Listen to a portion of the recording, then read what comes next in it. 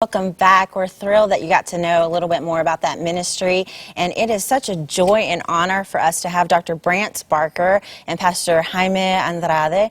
Welcome. Thank you for being here today. Like Brother Danny mentioned, today we are talking all about charter schools. We want to know about charter schools and dive into what a charter school is, and so we'll pass it over to you, Dr. BRANCE, and please let us know, answer for us, what is a charter school? Well, thank you, Andrea. Back in 1995, the charter school movement started in Texas. Okay. And it was started to be able to provide more flexibility for students and also encourage innovation in education. And so we've been really pleased to see over 600 campuses and charter schools happen in the state of Texas. Wow. And so, yes, a lot of times people don't understand what is a charter school. Yeah. And so it is a public school.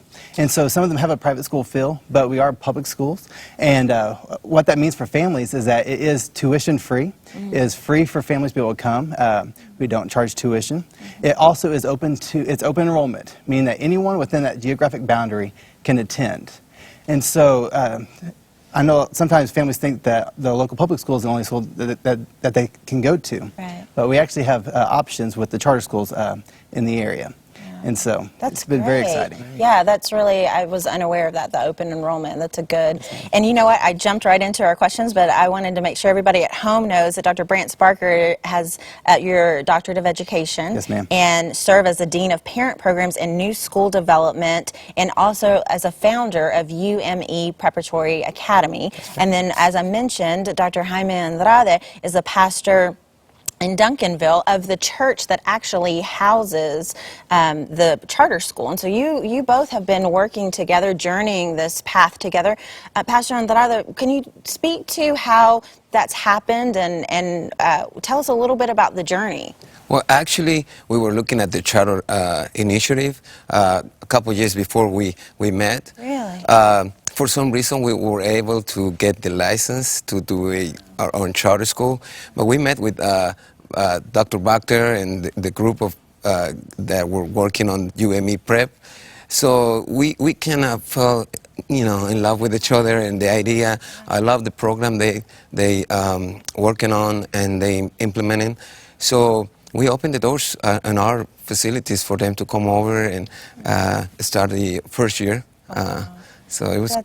Isn't that the way the Lord always works? I mean, He planted the idea in your hearts to be pursuing charter and letting you understand a little bit more about charter schools, and then put the need right in front of you. Right. And the beauty about the charter schools is that it's a public school, but it's in the atmosphere is very familiar. It's like a small school. So, the big districts, school district, they kind of lose that feeling. So it's like a family for feel. our church, the family, and that's one of our cores. Our church, Centro Familiar Cristiano, that's our cores. That's family oriented. That's our main thing. Yeah, his church really came alongside us during our first year of operation. It was just huge in creating that environment, and so we appreciate all that they did. So, do y'all have Wednesday night services or Wednesday night programs, or how does it work when you're sharing space?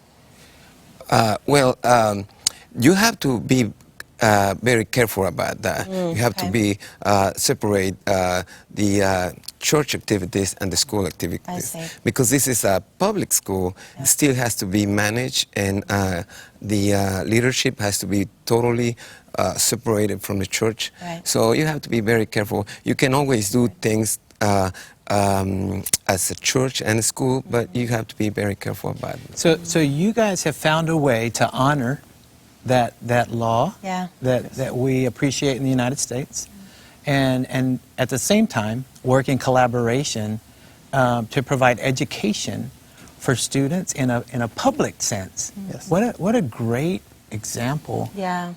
When we ask ourselves, what can we do?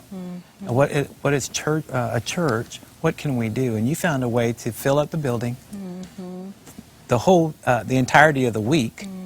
And help your neighborhood, help your families, and extend education. Yeah, it's just a tremendous example, because you don't hear a lot of churches partnering with public schools in this way, where the public school is meeting at the church building. And so it's really, in fact, you almost see the opposite, where churches meet in public school buildings, elementary schools and such. But I think that what's important for folks at home to see is that it is possible, and that God is using that. And Dr. Brance, we know that the Lord put this on your heart to begin this school. And so can you tell us a little bit about what that story was? How did that happen? Yeah, the University Method of Education actually began almost 20 years ago in the private Christian school realm.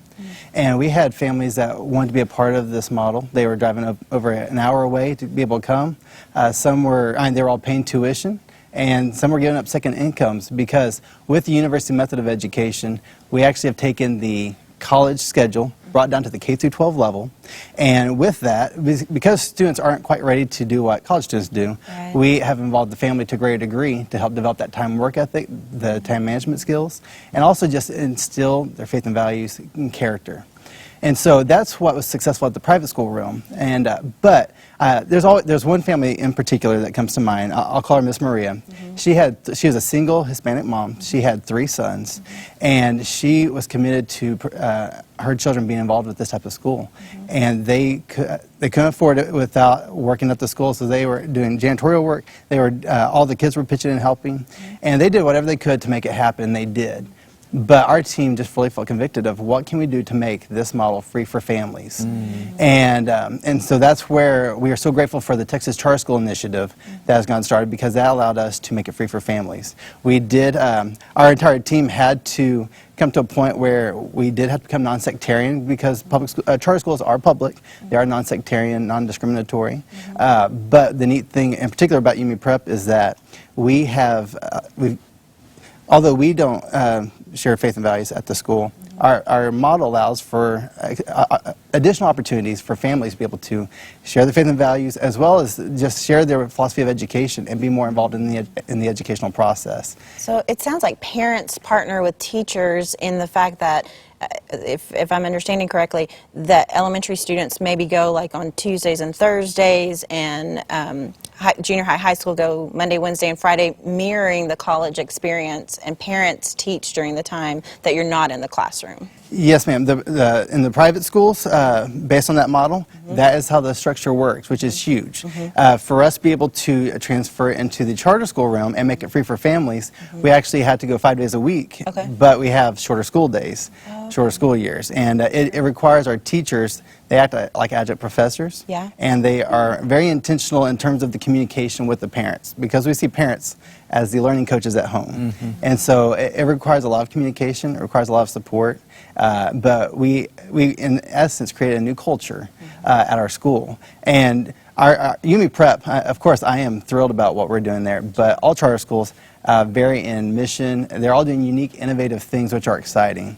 So parents are teaching a part of the curriculum at home, then they're partnering in that way with teachers that are in the classroom, is that right? They are. When it comes to the charter school realm, the teachers are in charge of the instructional, they're leading the process, but we are involving the parents to a degree. Well, you know, we've got about 30 seconds left, but right before, I just want if someone was thinking, if a parent was thinking about sending their children to a charter school, what advice would you give them? I would just say that there is amazing things happening in charter schools, but I've actually been homeschooled, I've been in private schools, I've taught in a public school, and I've also served in a charter school. And I know there are dedicated individuals in all of those different areas. And so that's encouraging, but to be able to to know that there are options, to know that if the school that is in your neighborhood is not serving your child's needs, to look and see that charter schools are an available option and a possibility for you. I just think, going back to that verse of seek the Lord with all your heart, and He'll show you what you need to do. And I think the Lord will be faithful to show you what is best, not just for your family, but for each student in your family, because sometimes different schools meet the needs of different students. Thank you so much. Join us in finding out more about what's going around the country as far as education and how you might be able to become involved.